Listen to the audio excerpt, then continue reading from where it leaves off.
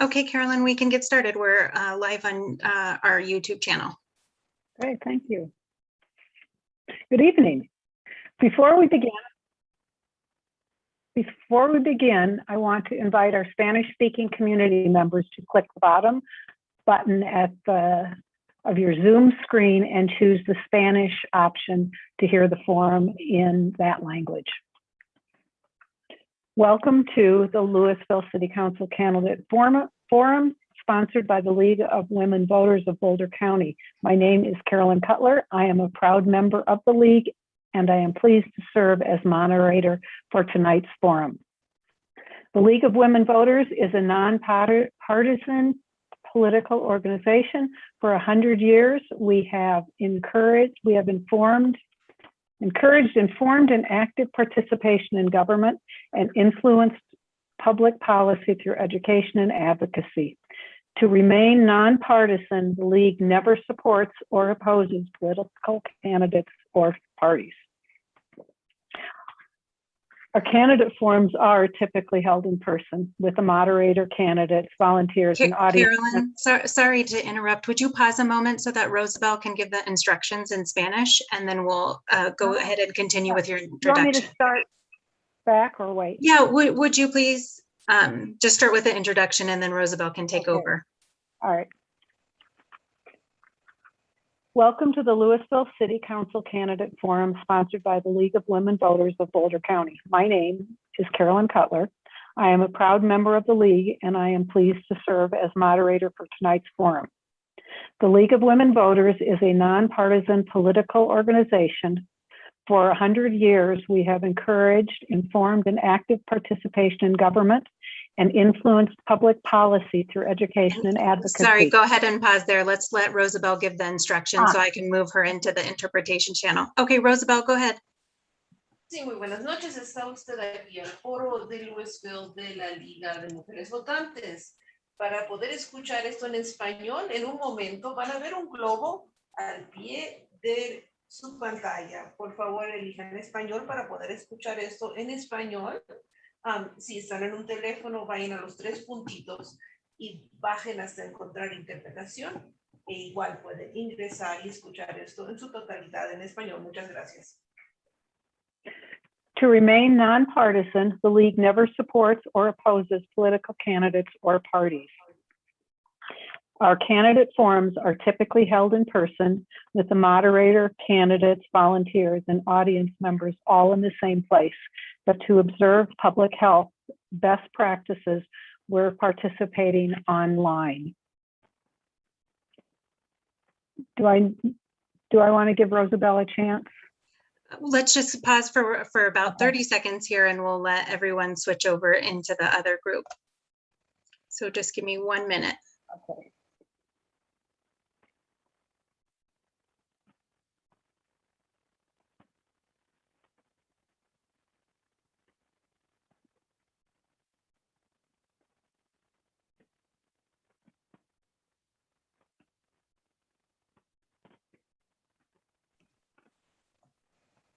Okay, go ahead and continue.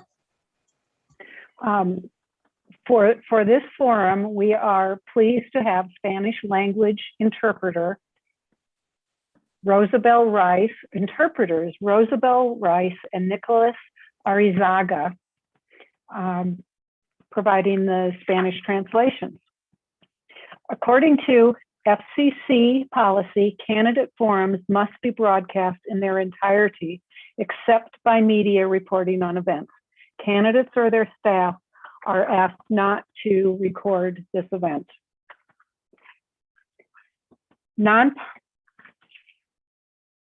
Nonpartisan municipal elections for the mayor and city council of Louisville take place in odd-numbered years, and this year's municipal election will take place on Tuesday, November 2nd, 2021. The city council consists of the mayor and 6 council members. Council members are elected for 4-year staggered terms, 2 people from each of the city's 3 wards. The mayor is elected at large for a 4-year term. On the ballot for this election are 3 city council seats, 1 from each ward, and 1 ballot issue referred by council. Ward 1 is a contested race with 2 candidates, and wards 2 and 3 are uncontested, but we have asked the Ward 2 and 3 candidates to join us tonight.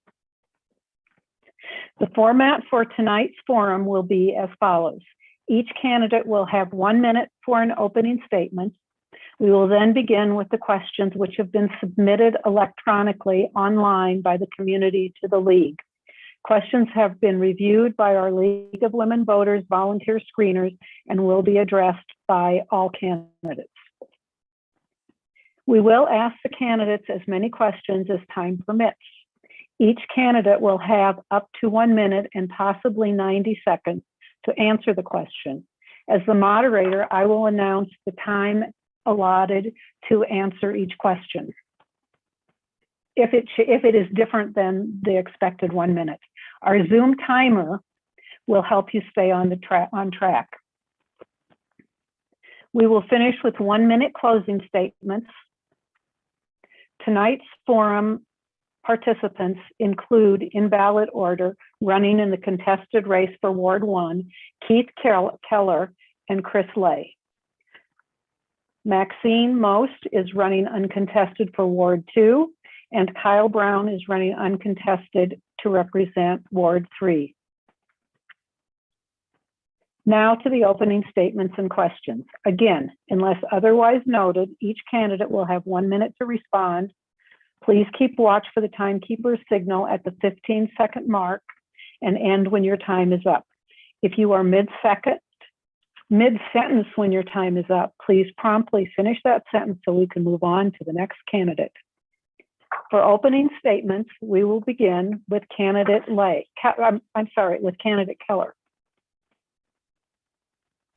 And it's on you now.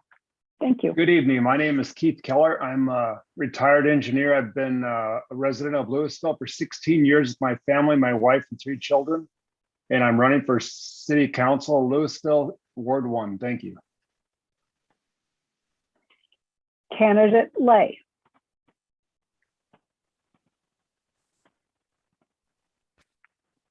Good evening. My name is Chris Lay. I am council member who is representing Ward 1 at the current time running for re-election. I've lived in Louisville for 27 years now, raised 2 children here, put them through public schools.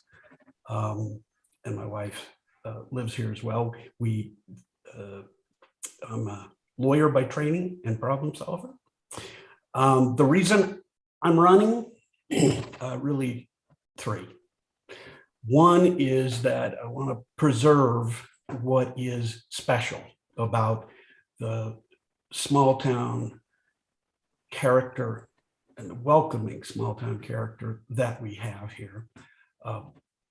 I want also to help promote environmental sustainability going forward. We are starting to do that better and better. That's something we need to move forward with, and want to promote the economics of the town. Thank you very much. Thank you. Candidate Most.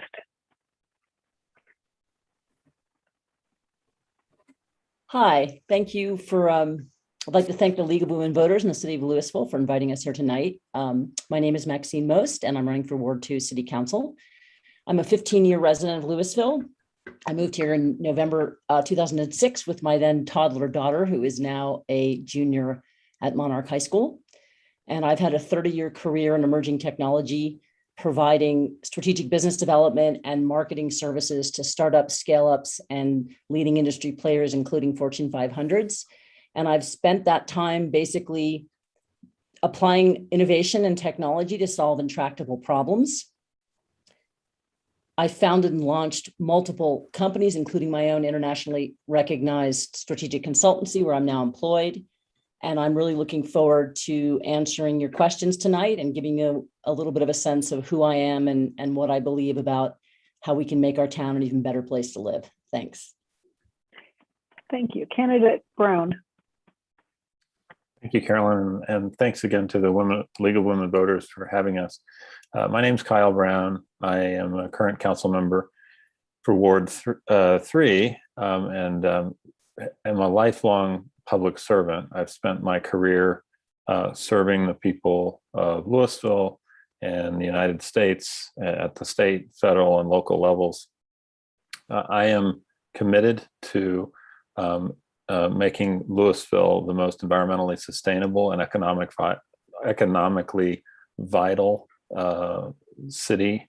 And I will continue to fight for economic vitality and environmental sustainability if reelected. I have been a lifelong member of the Louisville community. My parents moved here when I was 1 many years ago with nothing more than what they had in a U-Haul truck, and bought their first home here. And it's that sort of, as we raise our children here, it's that kind of spirit and that opportunity that I want to have for everyone. Thank you. Thank you. And now we will begin the questioning. We will start the questioning with candidate Lay answering this question. Senate Bill 21256 overturned a previous state law that prohibited cities from enacting gun control legislation. SB 21256 allows cities to establish their own gun regulations as long as they are not less restrictive than state statute. Are you willing to support gun safety initiatives? And if so, what initiatives do you believe are important to keep our community safe from gun violence? Thank you very much. This is an exciting new development, I think, for a number of communities. I think what I would say is I am willing to support those kinds of initiatives. I think quite a number of those initiatives are currently being offered and will be offered in the state legislature. I think those are ones that we'll be helping to enforce locally, and I want to make sure our law enforcement is equipped to do that. I think locally, I want to support training efforts. I'm absolutely in favor of background checks and closing gun show loopholes. And I think we can work with our state and partners to try to improve gun safety locally. Thank you. Candidate Most. I agree with Chris. It is an exciting new development, and I would like to see Louisville put restrictions on any kind of open or concealed carry in our public parks, in our public spaces, in our downtown area, any place where families and children are congregating and playing, because I don't think there is any reason to have anyone with a gun anywhere in any of those locations. Thank you. Candidate Brown. Thank you, Carolyn. Yeah, I'm a strong supporter of gun safety measures and gun safety initiatives. I'm a big supporter of banning both bump stocks as well as assault weapons. I believe in safe storage and would like to make sure that guns continue to be safely stored in homes. I believe that the state level red flag law is a real lifesaver for many people, and allows folks who are in mental health crisis to be out of harm's way when it comes to lethal means for suicide and other things. Expanding background checks, as Councilmember Lay mentioned, is an important part of any gun safety measure. And I would like to continue to think about ways that we could either license gun shops and put restrictions on open carry in places where families are basically children and families are. Thank you. Question 2. We will start this question with candidate Most. What do you understand about the environmental impact of single-family residential development, especially as it relates to climate change?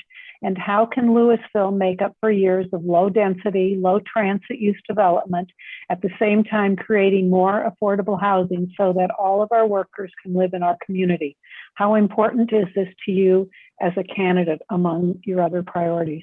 Wow, that's a lot packed into one question. I will say that I do believe that Louisville has a lot of work to do to be a truly inclusive community, and not just with offering low income housing options, but also offering housing options to our seniors, as well as to folks with different abilities and disabilities. And I do believe there are opportunities in certain areas of our community, I would say particularly along the McCaslin corridor, where we could really do some innovative things around increasing the vitality of our community and live, work, play environments, where we could also have some increased density, which would give us some flexibility to provide alternatives in housing. I think it's very important. And I'm firmly committed to this, but I'm also firmly committed to make sure that the play and work areas are developed before we allow developers to put in more housing, so we don't end up with situations where we get housing and then we don't get the retail and the business development that we need. Thank you. Candidate Brown. Thank you, Carolyn. Yeah, I'm the interplay between sustainability and affordable housing is an important one. And I'm a big supporter, first of all, of making Louisville environmentally sustainable. And I've worked to protect open space, as well as to make sure that electric vehicle charging stations are in new development, and that new developments, buildings within new developments are LEED certified. I'm also a big supporter of affordable housing, and have been a leader on council in terms of pushing forward an inclusionary zoning law, which holds developers accountable for making sure that a certain percentage of their residential development is affordable. So we will continue to, the more that we can provide for affordable housing within our community means less commute times and less climate impact. And that's the key and the reason why affordable housing is so important for a sustainable environment. Thank you. Candidate Keller.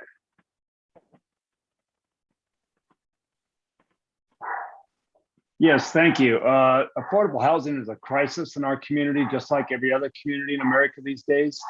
I believe that we can minimize the impact of urban sprawl and to the environment if we do a couple things like repurposing vacant commercial properties for affordable housing units, or changing zoning laws to allow current residents to build accessory dwelling units, like in their backyards or above their garage or something like that.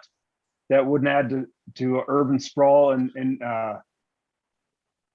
maximize the number of units available for renting or subletting or something like that. Thank you. Thank you. Candidate Lay. Thanks. You've rolled quite a number of issues that are all very much related. We have had a very strong emphasis on single family dwellings in Louisville, and we are almost built out. And so we've got some creative ways that we're going to have to work to try to create and implement strategies for affordable housing. I think it's pretty clear that single family homes more often lead to single drivers and creation of additional pollution and fouling of the environment. But I think we can, there are places in our community, particularly transportation-oriented development near our bus stops and near Highway 36, that we can incentivize the folks who eventually will redevelop that. And we can do things in the meantime to incentivize local folks to improve affordable housing in Louisville. Thanks. Thank you. Question number 3. If elected, we'll begin that one with candidate Brown. If elected, how would you work to communicate and collaborate with agencies from Boulder County and other cities? Thanks, Carolyn. Yeah, that collaboration across different cities within our county and even across counties is extremely important. Louisville is just one community. And while I love it and have been a lifelong member of the community, I know that in order for us to make take meaningful climate action or take meaningful action on many different issues, we're going to have to work with other cities in our county and elsewhere. I've been proud to be a part of the consortium of cities since I've been on council and working together with the county commissioners, as well as the towns of Longmont, Superior, and elsewhere to make meaningful strides on affordable housing, on economic development, and others. So I will continue to use my position on council, if reelected, to reach out to folks in other communities and work with them to enact policy changes that benefit Louisville. Thank you. Candidate Keller. Yes, thank you. If elected, I would definitely work with the other communities in Boulder County to try and collaborate and come up with joint ideas that would benefit all the communities in the county. And maybe we can leverage ideas and work together to build solutions to our problems. As an engineer, I worked mainly project management issues. So I'm used to working with collaborating multiple organizations together and coming to a consensus to solve difficult technical problems. Thank you. Thank you. Candidate Most. Yeah, I think some of the biggest problems that are facing our community are facing our neighboring communities within Boulder County, and as candidate Brown mentioned, across counties. And that includes sustainability, water issues, transportation, connecting our open space, transportation connectivity, and even within the school districts. I've been very active within BBSD. In fact, I sat on the transportation task force this spring to deal with the busing shortage. So I think there are lots of opportunities. And I think the problems, as I said, the big problems that this community is going to be facing over the next 5-10 years and beyond are going to require collaboration if we're going to make any progress. Thank you. The next question we'll begin with candidate Keller. How would you work to make sure Louisville is a place that welcomes and values people of color and immigrants? Yes, thank you. First of all, I belong to I've served on the Historical Commission, so I'm very familiar with the history of Louisville, and it was started by immigrants coming here looking for a job in the coal mines. So Louisville has always been a diverse community, and I'd like to continue that going forward. I think that we need to come up with policies that would allow minority business owners incentives to move here and start businesses. I would be supportive of those type of measures.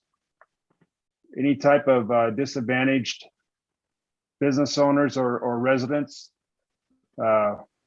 we should have policies to accommodate them. Thank you. Candidate Most. Candidate Brown. Sure, I'll go next. Wait a minute. It's Now I'm a little mixed up on my chart. okay. It would be candidate Most.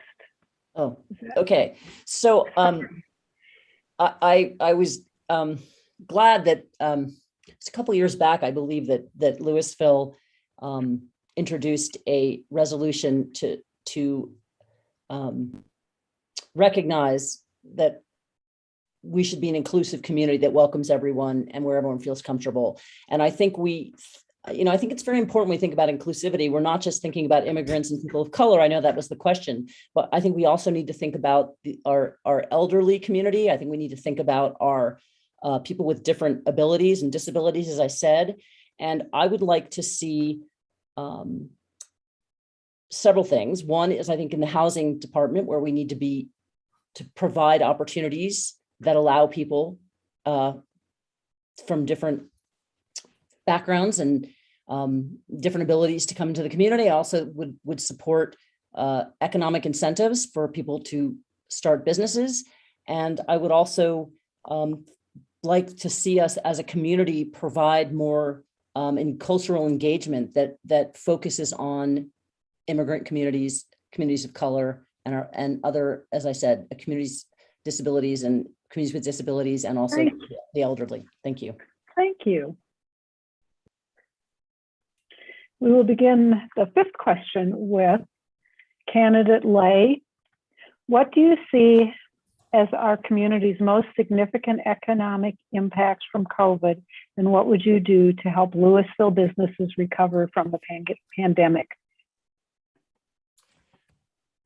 Thank you for the question. I think we have a remarkably resilient business community here, and they have done quite well with cooperation between one another and with the council having opened closed the Main Street to help the businesses there, and we've provided several kinds of grant programs that have helped. I think in the future, I'm on the economic sustainability, excuse me, economic vitality committee, and what we're going to be doing is continuing to monitor that, improving the communications among businesses, and trying to find ways to leverage the assets that we have, make some strategic investments in infrastructure in the city in order to enable our businesses recover even better and for us to be an even stronger, fiscally sound city. Thank you, candidate Most.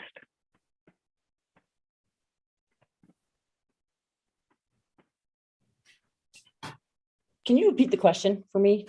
I was listening to Chris and I kind of got lost in his answer. What do you see as our community's most significant economic impacts from COVID, and what would you do to help Louisville's businesses recover from the pandemic? So clearly, our small businesses across the community have been severely impacted. Some of them had to close for a while. Some of them have had, limited capacity to provide their services. And I think we have to, going forward, consider the fact that COVID is probably not a one-off, and that this is something that we're going to have to grapple with in an ongoing way, these kind of health crises. So I think we should think about, rather than a one-time response to COVID, creating economic resources that are available to our businesses, put a fund together that we can have basically on standby, so that when our business community is hit by COVID, that we have the ability to provide sustained economic support to keep our businesses going. Because, we rely on sales tax revenue in this community as a big % of our overall revenue, and we need to make sure that we're taking care of our businesses. So regardless of what crisis they face, we can support them. Thank you. Candidate Brown. Thank you, Carolyn. I appreciate it. My background is in healthcare, and when the pandemic hit, in my state job, I was detailed to the governor's response for COVID statewide. So I did not expect when I joined council that I would be working on a global pandemic and helping our city respond. But it has been one of the honors of my career. I would say that I've been very proud to be able to support our businesses with over $1 million, businesses and families with over $1 million of support in grants and economic assistance to help them stay in Louisville. I've also been very proud to support different business assistance packages, which have helped to retain and recruit different businesses within Louisville, and we really need to do more of that to try to fill some of the vacant space that we have, and continue to recruit people and redouble our efforts. Okay, thank you. Candidate Keller. Yes, thank you very much. COVID was very difficult for all the businesses in Louisville and also across the nation. And I think Louisville and the city council did a great job by shutting down the downtown district.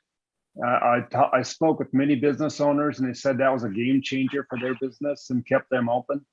I would love to see that continue and make maybe a pedestrian walkway where you shut down the majority of the traffic downtown and allow pedestrians to go down there and frequent our local businesses.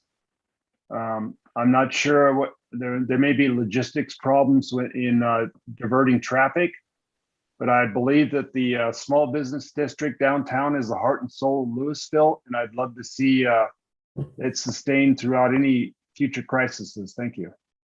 Thank you. The next question will start with candidate Most. Do you support police mental health co-responder programs?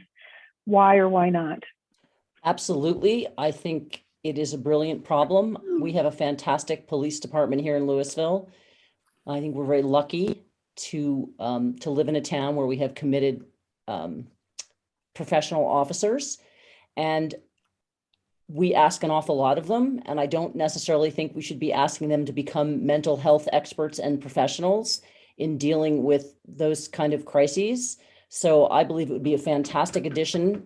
I would support that and would love to see, what kind of impacts that would have on our town, on our community, and also in terms of, supporting our police to really do the work that they're trained to do and keeping us safe and keeping our community safe.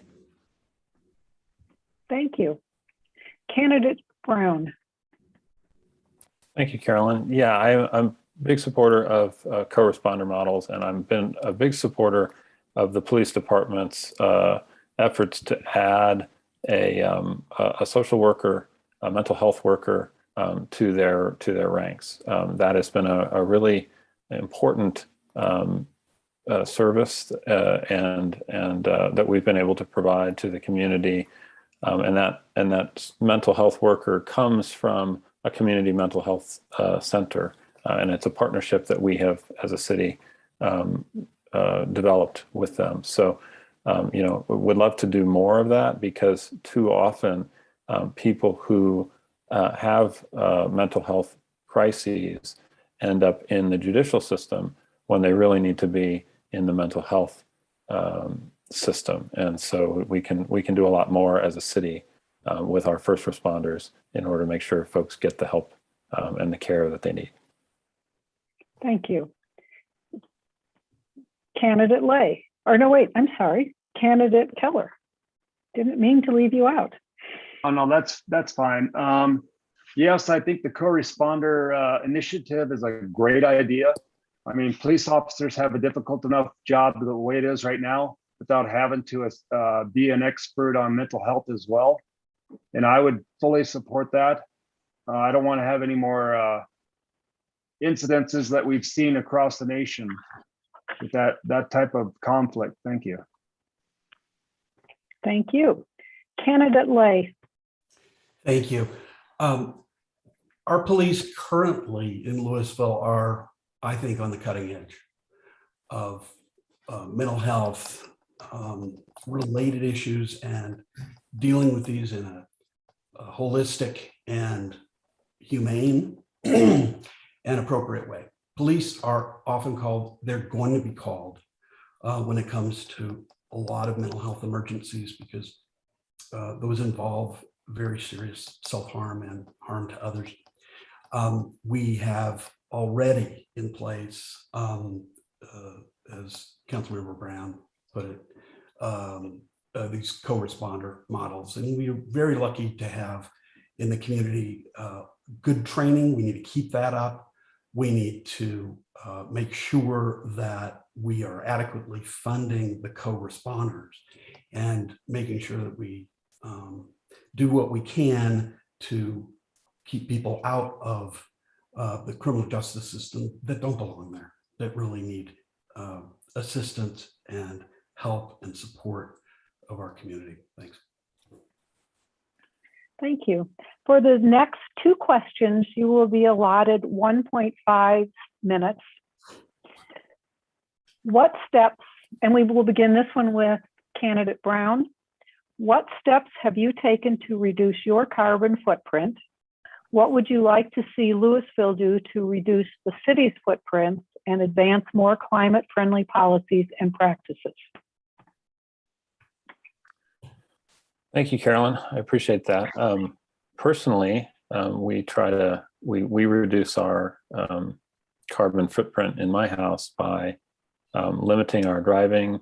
We have a hybrid vehicle that we take on long trips when we need to.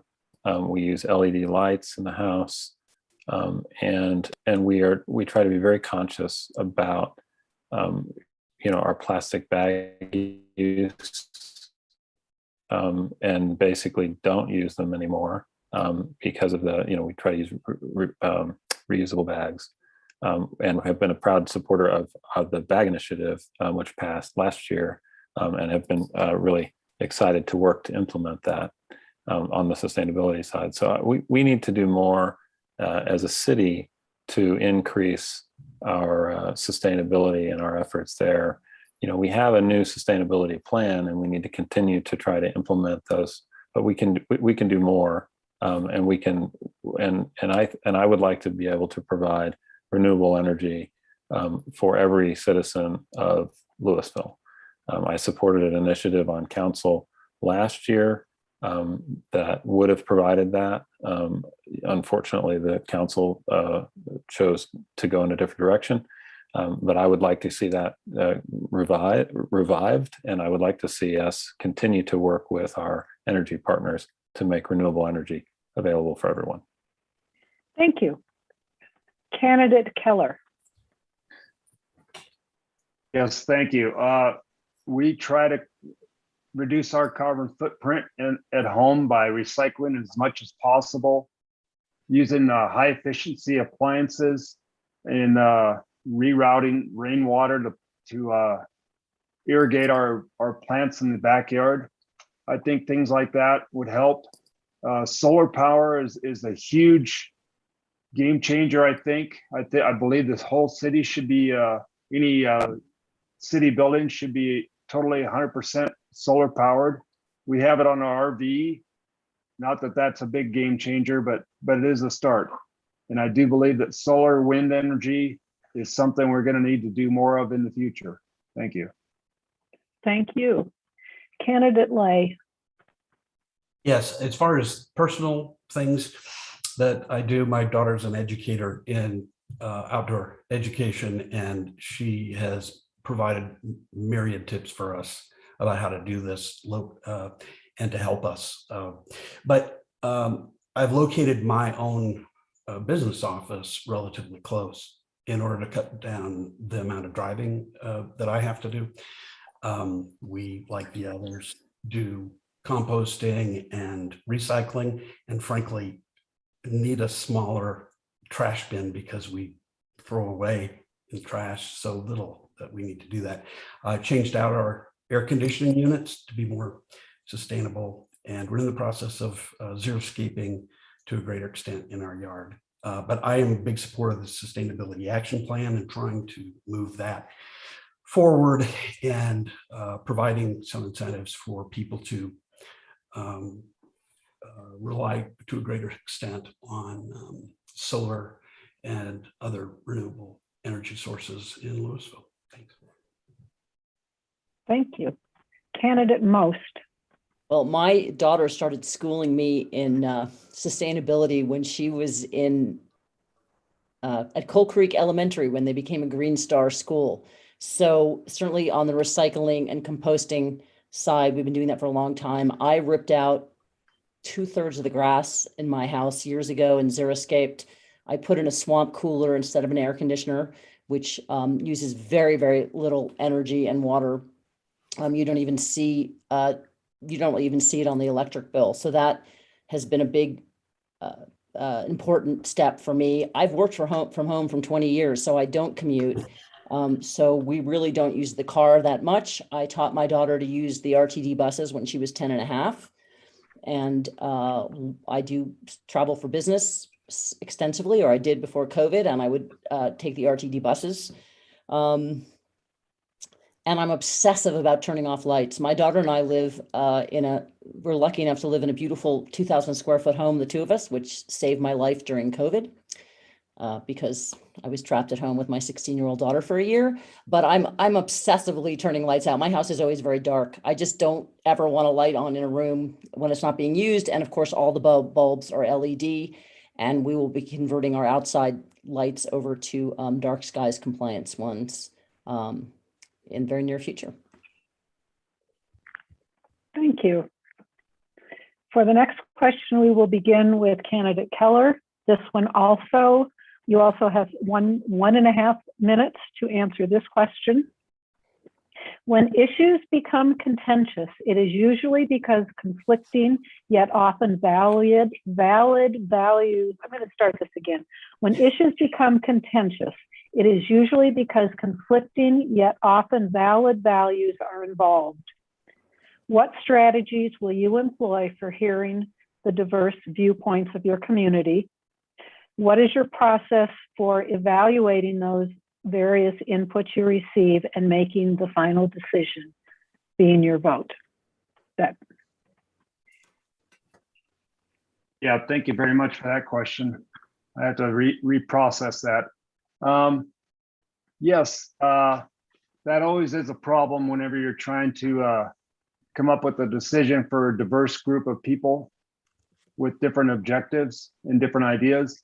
I believe that the key is listening to everybody, validating that their point is a valid point, taking notes on those, and then getting consensus, getting people together and discussing each point and trying to figure out a compromise between the differing views before you make a decision. Something that would take into account all perspectives before making a decision. Thank you. Candidate Lay. Yeah, that's a really good question. I said at the outset that I'm a problem solver. One of the things that I've gotten is training in mediation. I do that in my job. I'm a litigator and provide advice to clients about employment law to keep them out of trouble. And a lot of that is solving problems where there are conflicting values and conflicting positions. I think listening is of utmost importance. I think inviting people to the table, making sure you're very transparent about that, and going out proactively and finding people who are stakeholders in the issues that are important to the city. And like candidate Keller, forging consensus is very important. But we need to not get personal, not get angry, focus on the problem, not the person or the position, to have robust debate. And then I'm an evidence-based decision maker. It's very important for that. And I think articulating your reasons for taking a position are really important for the community, and having the give and take. And I can admit when I'm wrong, and I can change my mind when I'm convinced. I think all of those things are really important when you're on a municipal city council. Thank you. Candidate Most. Well, I think that one of the things that's really important when you're an elected official, especially at a local level, is that you really do listen to your constituents and you do your best to represent their values when you serve in an elected capacity. I mean, I have very strong feelings and opinions about a lot of things, and I will argue for them very strongly until someone comes up with a better idea, and then I'll argue for that one. But I think really as a representative, you have to listen to your constituents. And, you know, we live in a democracy and generally it's about the majority. And so I think, yes, you have to give everyone a chance to express their perspective. But in the end, we really have to represent what the majority of the community wants to see. And I think that's the most important thing that you can do on the city council. And unfortunately, I have watched the city council at times not do that, where I really believe that individuals are injecting their own particular values over the values of the community. And that was one of the things that really motivated me to run. I think it's truly important. Thank you. Candidate Brown. Thank you, Carolyn. Yeah, my ethos as a public servant is accessibility and availability. You know, if you're a constituent, you deserve a meeting or an email or a phone call. And even if I don't agree with that person, I believe that they have the right to be heard. And so I would be I'm always try to make myself available to folks within Ward 3 for coffee, for a phone call, respond to their emails. And it can be small things. You know, I really pride myself on being available when folks have issues with potholes, folks have issues with the drainage behind their house, or, you know, some issue with the golf course. You know, these are things that I will go out and meet with folks and listen and look, see it for myself, and then go and advocate on behalf of, you know, constituents. That's a really important thing to me, so that I can be the best representative of folks in our community when it comes to sort of the trade-offs of different policy options. You know, evidence is important, but then considering sort of the upsides versus the downsides of any given option, and who gets helped and who gets hurt, and thinking about what's the best thing for our community as a whole is my ethos. Thank you. The next question will begin with candidate Lay. What role, if any, should Louisville government play in ensuring a broader range of housing options for its current and future residents? That's a very important question that we've been working with and are wrestling with right now. First, I think we need to recognize that, as we talked about at the very beginning, we need to revisit issues of whether in some places in our community, we should have slightly more density and transportation-oriented development. That we have in other places mixed use. Sam's Club strikes me as one of those places where we might want to reconsider at some point the possibility of that. I think we need to work toward the 12% permanently affordable housing goal that we have, and that's one that I helped to launch years ago when I advocated for it through the consortium of cities. And we need to work with our partners regionally. Thank you. Thanks. Candidate Most. As I mentioned before, I think it's really important if we're going to be a truly inclusive community to provide housing options that work for everybody. And, you know, I've talked to a lot of constituents as I've been campaigning, and there's a lot of concern about high density housing, and people's like, oh, we don't need any more people in this community. And I just think that's a really, I just think that's not a great way to be. That doesn't represent the values of our community of being a really wonderful and inclusive community. And I think we need to look at options. Chris mentioned them. I mentioned them earlier. I think there are areas in our community, particularly in Chasm Corridor, close to transportation hub, where we can be creative and innovative and maintain the character of our town and add economic vitality and really make it a better place for everybody without the folks that have lived here for a long time in single family homes somehow feeling like it's detrimental to the community. Thank you. Candidate Brown. Thank you, Carolyn. Yeah, I'm very sensitive to this question just because it, I feel like, when my family moved to Louisville was an affordable place that you could buy a home as a middle-class family. And increasingly, I think, middle-income folks and especially low-income folks and even middle-income folks are sort of priced out of buying in our community. So we have to have more diverse options. We have to have more affordable options. And I think, as candidate Most said, there are places where we need to think about what is the right mixture of commercial and residential, places where we can leverage some of the existing infrastructure to really make more affordable options for folks, so that families like mine was 40 years ago can continue to come here and make our community a really vibrant place. Thank you. Candidate Keller.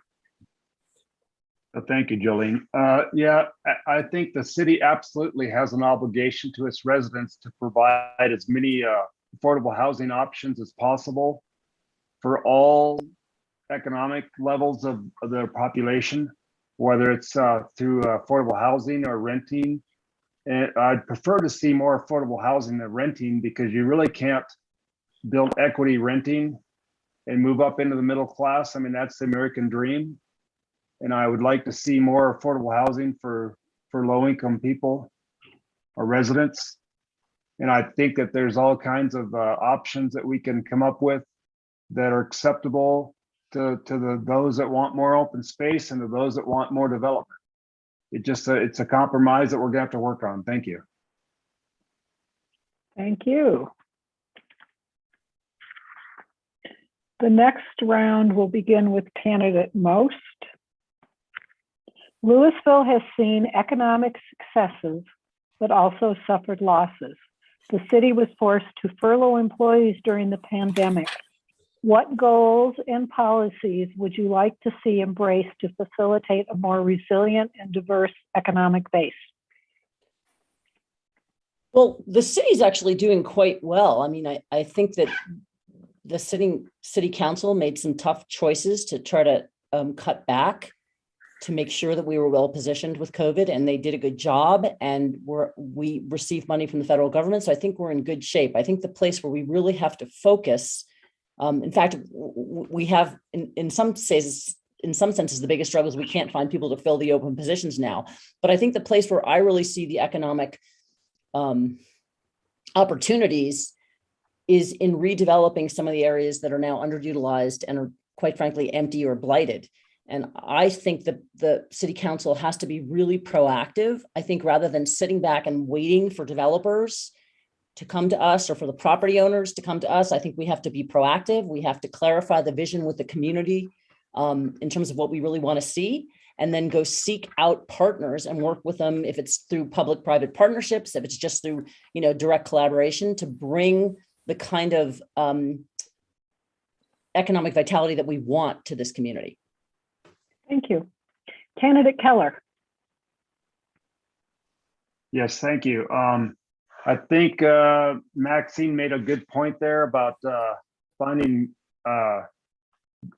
talented workers to fill vacant jobs that we have. I think I would love to see funding put into re-educating our population to get more skilled workers in those type of jobs, whether it's through training, apprenticeships, or through educational courses. I think we need to retrain our workforce for the future, and any any type of new technology that would help us and the ecology would be where we'd want to put that funding. Thank you. Okay, I'm going to make a correction and go back to candidate Brown. Did I Thank you, leave? It Carolyn. looks like I left you out. No worries. Okay. I'll go in whatever order you want. I appreciate it. No, candidate Most is correct. The city had to make some very difficult decisions last year. We had no idea exactly what we were looking at in terms of the financial impact of COVID, and it was difficult. I think we were fortunate that the economy rebounded, at least for some, more quickly than we expected, and our sales tax has recovered fairly well, which allows us to provide high quality services. I think in terms of creating a more resilient economic base, I agree that economic recruitment has to continue to be a forefront. We need to do a better job of selling Louisville as an attractive place to live and work. To going out into other communities, meeting with potential employers or people who want to start businesses here, and telling them about our low taxes and about our just great quality of life here. That's what I would like to bring and continue to grow at council if reelected. Thank you. Candidate Lay.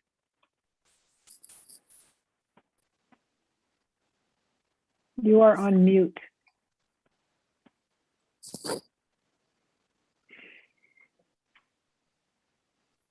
Yikes. Sorry about that. You knew it's going to happen here. Several things. One is that I think we need to be a community that doesn't overregulate business. We need to be consistent with our values of sustainability and others that are important, but we need to be consistent. We need to be transparent. We need to be fast enough. And those are things that we need to work on. It's one of the things I want to work on during your second term if I'm reelected. And that is setting the table for businesses to succeed is really where we're going to be best suited. The big, I think, encouraging the ballot measure in fall to create the underpasses that are going to transform or help to transform the city. Very good thing. I'm on the LRC, which is the Louisville Revitalization Commission, and I'm on the Economic Vitality Commission. Those are committee of council, which will help me to be in a position to make those things happen. Thank you. Thank you. We will begin the next question with candidate Brown. And I would like to make this question a 1.5 minute question. Give you 1.5 minutes to respond to it. What are the three most crucial challenges facing Louisville today? What ideas do you have for addressing them? Wow, that's a lot. Thank you. My priorities in Louisville, and I think the biggest challenges that we face, are continuing to, take meaningful climate action. Climate change is a crisis, and we as Louisville can do our part to fight that crisis, right?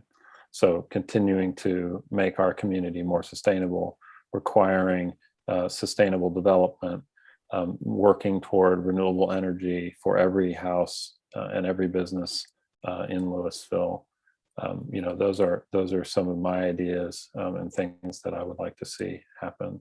I think second of all, economic vitality and continuing to have a vital economic base here in Louisville. I'll continue to support that.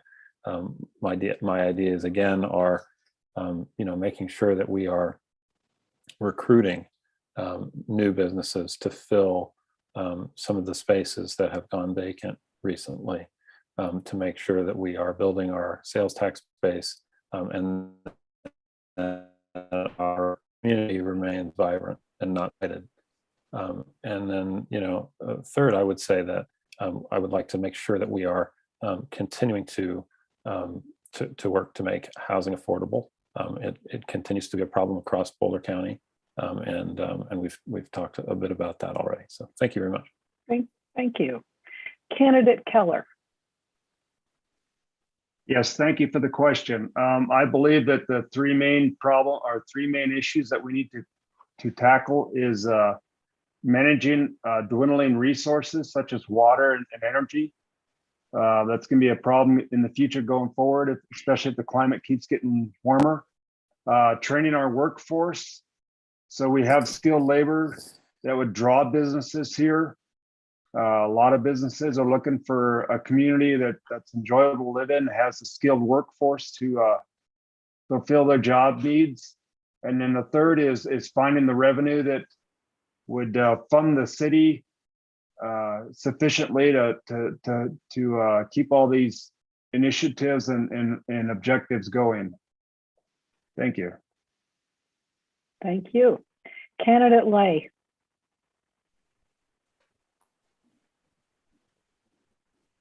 Thanks. As I said at the very outset, preserving what's important and what's special in Louisville is critical. That stewardship of our open space and our trails, that's maintenance of our trails. It's trying to address the airport noise issue, which we're doing right now and need to be continuing to work on the new roundtable and in other ways to help mitigate those kinds of quality of life impediments here. And, you know, we've got great things to offer in Louisville. We've got great services. We've got very competitive utility rates and so forth. But I think going forward, we're going to need to we need to focus on our investments in strategic infrastructure are going to help businesses to revitalize and to also make our city more focused, even more focused on sustainable development in a way that is not going to discourage overmuch the economic livelihoods of people here and elsewhere. Thanks. Thank you. Candidate Most.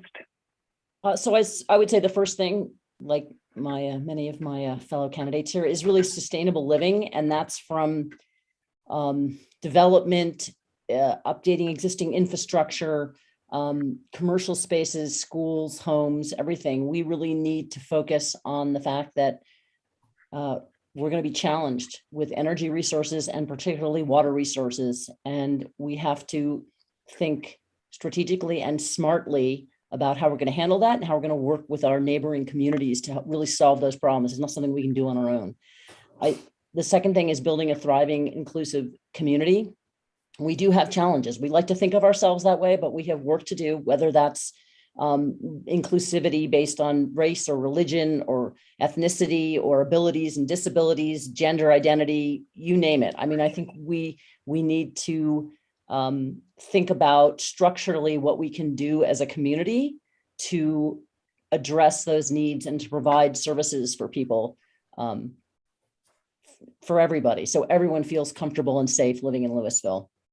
And then the third thing I think is really critical infrastructure. You know, I know there's the bond issue that's coming up this fall, which I support. I believe we need to make our community accessible to people, whether they're on bicycles, whether they're in wheelchairs, whether they're school kids who need to cross streets safely. So we need to think about how all of these people can operate within our community in a safe way. Thank you. We'll begin the next question with candidate Keller. Some residents talk about the need to make Louisville more affordable. Should that be a goal? If yes, what are some of the barriers to affordability? Yeah, thank you for the question. Yes, that is absolutely a goal. The barriers to affordability is you need the land, which you know, it's in short supply. We don't have a lot of land. You have to make tough choices between open space and development, or rezoning, which is one issue I talked about earlier. change the zoning laws so you can do the accessible dwelling units, like I believe Boulder does in their city. Or tiny houses. I've talked with a lot of young residents that don't want 3,000 square foot houses. 500 is good enough. So economically sized or efficient housing is probably a better term than tiny house, but a small community like that might be acceptable for a lot of the residents. Thank you. Thank you. Candidate Lay. We are part of a larger economy, and that's part of the difficulty here, because it's not as if we can wave a magic wand and solve the problem of affordability. What I think we can do is several things. One is, I think we need to meet and take steps soon and consistently toward reaching our goal of 12% affordable housing. And we do that by a mixture of incentives, changing some zoning, and encouraging transportation-oriented development, particularly in the areas that need or will be redeveloped. And I think those are barriers to affordability. And I think we need to continue to encourage our efforts to welcome new people to Louisville. Thanks. Thank you. Candidate Most. I think it's fascinating that this question has come up over and over and over again. Clearly, it is very much on the minds of our residents, and I think that's a good thing. As I said, I think we have to be realistic about what it means to have affordable housing. And again, I think we need to extend that not to just affordable housing, but to accessible housing. It's not just people with economic limitations. It's people with disabilities.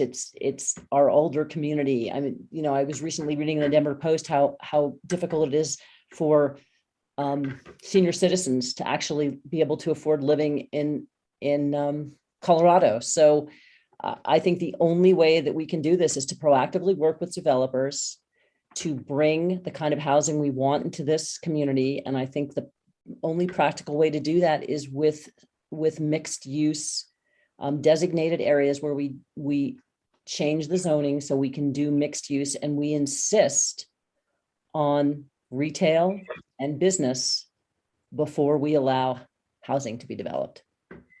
Thank you. Candidate Brown. Thank you, Karen. I appreciate it. I think the key barrier, I think that it is really this problem of Louisville as part of a larger housing market, a part of a larger economy, and Louisville needs to do its part, but we are also at the mercy of the city of Boulder, city of Longmont, and the sort of policies that they enact. And so, regional approaches to affordability are going to be important. So, Louisville coming to the table and saying, we are willing, to hold developers accountable, make sure that, they are putting in affordable housing units, but you all need to do your part too. And we can't lose sight of our values, right? Protecting open space, protecting the environment. And no one is saying that, but those are the things that are important to me. But continuing that regional collaboration and dialogue will be a key part of this. Thank you. The next question will begin with Councilor Lay. If you could change one thing in Louisville's zoning code, what would it be?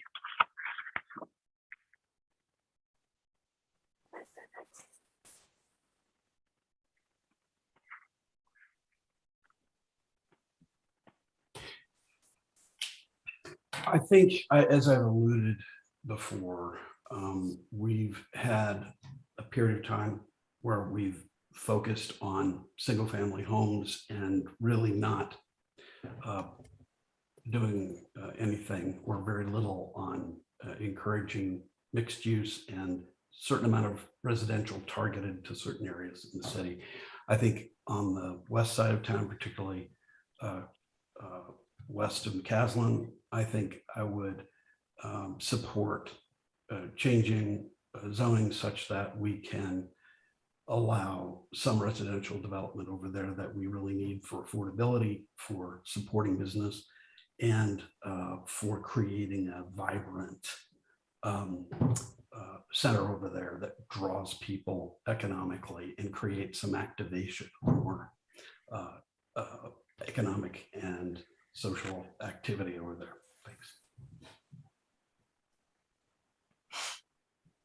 Thank you.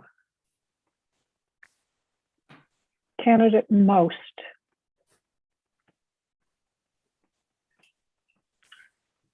I guess two things. One is the more practical is to rezone parts of the McCaslin corridor for mixed use development. And the magic wand wish that I could rezone would be Red Tail Ridge to make sure that the existing the open space that was open space when Storage Tech had their facility there would remain open space. Okay, candidate Brown. Thank you, Carolyn. I appreciate it. I think it's important for us to continue to maintain historic character of our downtown.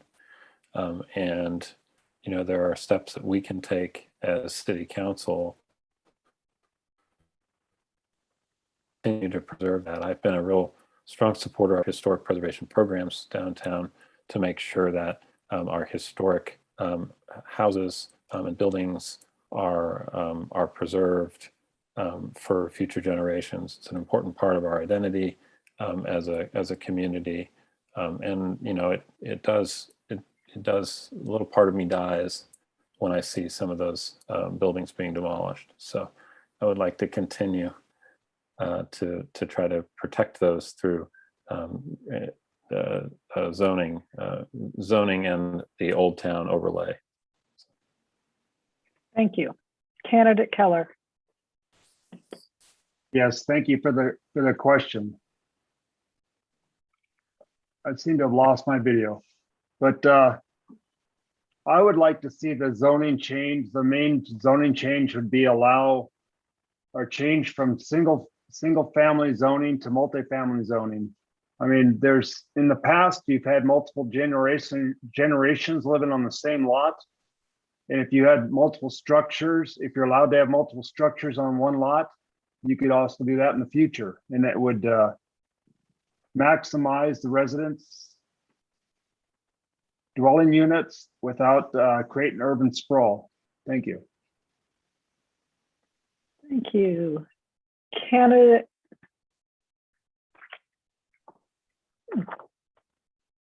Did I get mixed up again? Candidate Lay.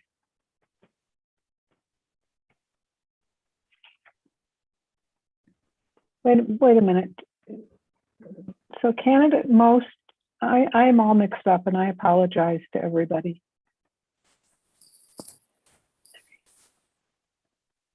What did that question go to? That's it, we're done. Okay, I'm ready for the next question. I apologize again. There is a question, and this one will begin with candidate Most. There is a question on the ballot asking for authorization to levy debt through an increase in property tax in order to finance specific transportation improvements. For those watching, make a case for voting either for or against the question on the ballot. Well, I support the ballot measure. I believe that this is critical infrastructure that we need to make our community safe for pedestrians, for school kids, for our senior citizens, for bike riders. We've just had too many dangerous accidents, and at key locations, the community has identified these locations as needing transportation upgrades. And the way that this ballot measure reads, I believe it's allocated for $50 million, but the city council has allocated, I believe, $1.5 million a year towards paying for the bond. And I think there's another $18 million coming from the revitalization committee, if I'm correct. So this is going to have a minimal impact on our property taxes, and it's going to provide needed infrastructure that our community has asked for. Thank you. Council Candidate Brown. Thank you, Carolyn. Yes, I also support the ballot measure. I was proud to support putting it on the ballot as serving on council. I agree that, you know, the one thing that we hear about is traffic safety, the ability to really cross major roads such as South Boulder Road at Main Street or Dillon Road at the Powerline Trail safely. I've made traffic safety a real priority of mine and have advocated successfully for traffic improvements that have made pedestrians safety a priority, crosswalks and the like here in Ward 3. And so I support the underpass campaign because I believe that this is infrastructure that we need that will make our pedestrians, bike, and folks with disabilities even safer when using our pathways. Thank you. Thank you. Candidate Keller. Yes, thank you, Carolyn. Yeah, I support the measure. I applaud the city council for starting this initiative. I think it's long overdue, and I don't know the full extent of the measure. I would like to see more electric vehicles in there as well to cut the carbon footprint. But transportation infrastructure is a critical need of our community. Thank you. Thank you. Candidate Lay. Thanks. I support wholeheartedly the measure, and I do for a number of reasons. This is a transformative project. It is going to, as a number of others have said, it's going to help in the underpasses we hope to build sooner rather than later. It's going to improve safety. It's going to increase connectivity different parts of the city, which is going to help in turn to activate some additional economic activity. It's going to connect our trail system. It's going to help, we hope, and we believe, it's going to reduce people's reliance on ways of getting around that they have been relying on. And so from that standpoint, I think it just hits on all cylinders, and it's a great project for that reason. Okay, thank you. We have time probably for 2 more questions. This question will begin with candidate Brown. Louisville is a community with a strong history. Its Old Town business and commercial area and the nearby residential neighborhoods contain diverse architecture and unique appeal. What is important to preserve, and what should happen to balance the history with the present and future? Thank you, Carolyn. I appreciate that question. As I mentioned earlier,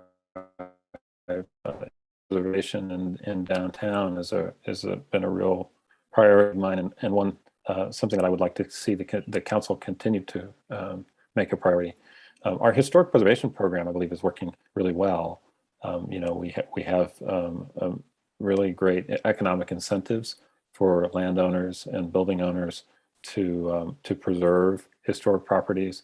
And you know, one of the things that I'm really proud of is a historic preservation grant that the council approved with my support, my wholehearted support, on Main Street, that will not only maintain the historic character of a particular building, which used to house the Waterloo, among other things over the years, but will also transform the space into a really vital piece of the community and Main Street. So I would like to continue to see that program expanded and continue. Thank you. Candidate Keller. Yes, thank you for the question. Yes, I believe that the historic structures in Louisville is part of the charm and the appeal of our town. And I'd like to see that expanded. I agree with candidate Brown that that program has been a success. I've served on the Historic Preservation Commission for the past year and a half and landmarked my own home. And I would like to see it expanded to more residents or more buildings in Louisville. Thank you. Thank you. Candidate Lay. Thanks. I do want to make a shout out to my fellow candidate Keller, because he has served on that commission, and I was one of those who helped to put him on there, and I think he's done a great job. The program for historic preservation is a jewel in our crown in this town. Very seldom do communities tax themselves for the purpose of preserving their history. And it's not just Main Street or commercial buildings, it's of course all through Old Town particularly, but not even just that. We've done some wonderful programs, and I thank the Historical Commission for helping us with that. I've been a big supporter of that, and those neighborhoods are part of both the history and culture of the community, but also the economic vitality and charm of the city. Thank you. Candidate Most. Thank you. You know, it's interesting. When I moved to Louisville 15 years ago, the downtown was not really nearly as nice as it is today. I think that we've done a fantastic job as a community. I think the City Council and the Historic Preservation Committee has done a great job, and I think we need to continue to do that. It's an important part of our community. It's this unique place, and people love to be there. It feels good. So I think that's fantastic. I would also honestly like to see not so much historic preservation, but neighborhood preservation be extended further across the community. I live up on the Mesa off of near Washington and South Boulder Road, and we're seeing a lot of, you know, pop-ups and build outs and some scrape downs and rebuilds. And even some of those houses don't really feel like they fit within the community. And, you know, they don't really maintain that character. So even some of our communities from the 70s and the 80s, I think could use a little bit of attention in that regard to set some standards. So we have this continuity that works across our entire community. Okay. This is the last question. And it will begin with candidate Keller. What are 3 words you would use to describe Louisville?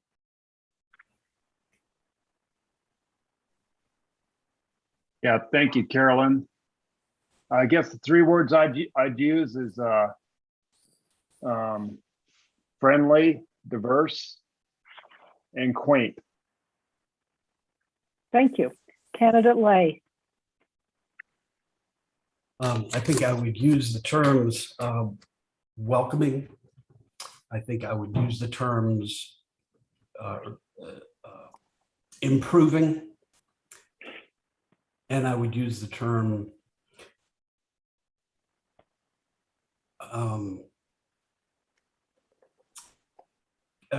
small town character, which is 3 words in a row, but it really is. Thanks. Thank you. Candidate Most. First word that comes to my mind is charming. And I think comfortable. And the third word I would use is 2 words, great potential. Thank you. Candidate Brown. Thank you, Carolyn. Yeah, my vision encapsulated into 3 words for Louisville is vibrant, sustainable, and inclusive. Thank you. That's it for the questions. Now for our closing statements.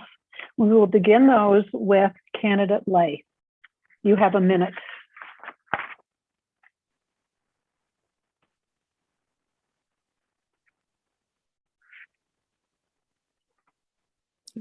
Chris, you're on mute.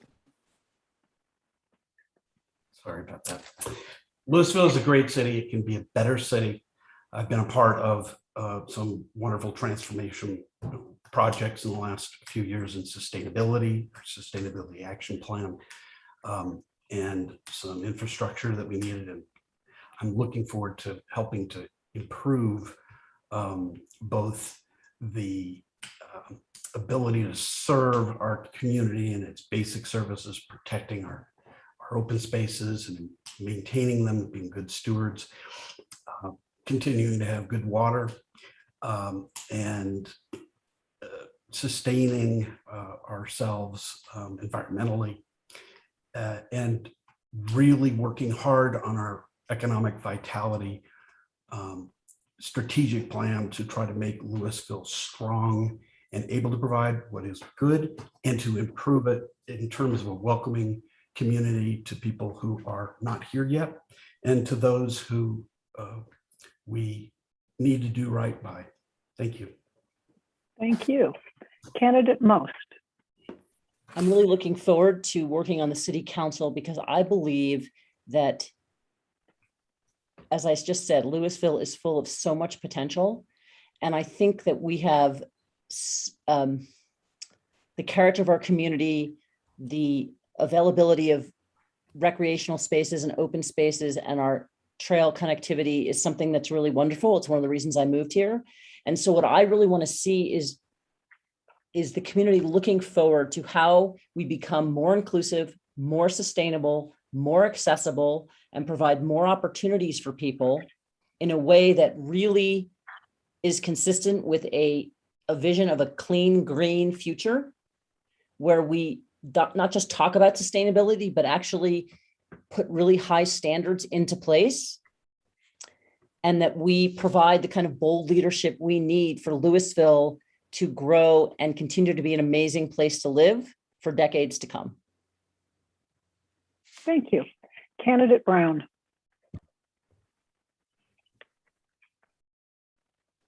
Thank you, Carolyn. I appreciate it.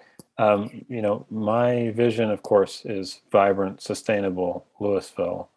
Obviously, I'm really focused on continuing to make our business community as vibrant as possible, our economic community, to continue to protect open space and make our community sustainable. And I've been really proud of my record in protecting open space, particularly in Ward 3 in Louisville over the last 2 years. And then inclusivity. And I've been really proud to support Louisville's first ever proclamation that declared June Pride Month here in Louisville. I've been proud to support the work to make of our Equity, Diversity, and Inclusion Committee. And I will continue to make sure that Louisville is the place, the best place to live and work. And it is an honor to serve on council, and I hope to be able to do that for another 4 years. Thank you. Thank you. Candidate Keller. Yes, thank you, Carolyn, for the question. Hang on, I just lost my focus there. What's the question again? I'm sorry. It's not a question, it's your closing statement. Oh, my closing statement is, sorry. Yeah, if I'm fortunate enough to be elected to city council, I will devote all my attention. I promise to try to solve as many issues as possible. There are a lot of complex problems facing Louisville and ambitious programs that need the full attention of all council members. Hopefully I can be part of that. Thank you. Thank you. On behalf of the League, I would like to thank our candidates, not only for their participation in tonight's forum, but also for their participation in the democratic process. Running for office and serving as an elected official is hard work, and we really appreciate your efforts. Thank you also to our League candidate forum volunteers, including the League's invaluable operations manager, Mandy Nuku, Elizabeth Crow, our co-president, Josephine Porter, and Peggy Leach. This forum will be available for viewing. Please go to the League's website at lwvbc.org for the link. And finally, thank you To all of the Boulder County voters participating tonight as viewers, it's up to all of us to make sure we respect and work to protect our democratic processes. Too many people have suffered and seceded in the struggle to win these rights for us not to use them. Succeeded in the struggle to win these rights for us not to use them. It starts with being an informed and active voter. To check out other important issues affecting our community, check out our League voter information website, vote411.org, for all the election information you would need. The League of Women Voters of Boulder County works throughout the year to help empower voters and defend democracy. If you want to lend your time and skills to encourage civic engagement for all people in a nonpartisan manner, please join us. All the information you need is available at www.lwvbc.org.